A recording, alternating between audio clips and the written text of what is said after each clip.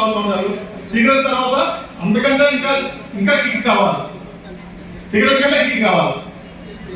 అవసరమైతే opium, నల్లమందు, cocaine, చీప్గా వస్తుంది, గంజా వస్తుంది. చీప్గా గంజా ఎక్కడ పడితే అక్కడ దొరుకుతుంది. కాలేజీకి వెళ్ళిపోతున్నారు, డబ్బులు కావాలి. సినిమాలు చూసి పక్కన వాళ్ళ ఫ్రెండ్స్ని చూసి అదే ఆనందం అనుకుని డబ్బులు ఉండవు. అప్పుడు ఏం చేస్తున్నారు? బైక్ దొంగతనం చేస్తారు పిల్లలు, కాలేజీ పిల్లలు, మేము అర్థేసే పిల్లలు బైక్ దొంగతనం చేస్తున్నారు. బైక్ ఆ బైక్ మీద 4 రోజులు తిరుగుతున్నారు. అంతకంటే బైక్ మీద తిరిగితే బైక్ సరదా తిరిగిపోయింది. అంతకంటే ఎక్కువ కావాలి డబ్బులు. గంజా తాగాలి, దానికి డబ్బులు ఇంకా కావాలి. అప్పుడు ఏం చేస్తున్నారు? Chain snatching. టెంపుల్కో మసీదుకో చర్చికి వెళ్తున్నటువంటి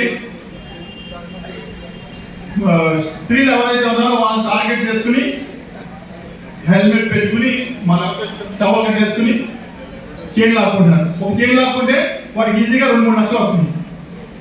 దాంతో వాడు ఇసులు పెడతాను.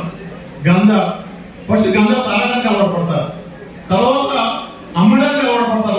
లాభంగా ఉంది కానీ ఏదో ఒక రోజున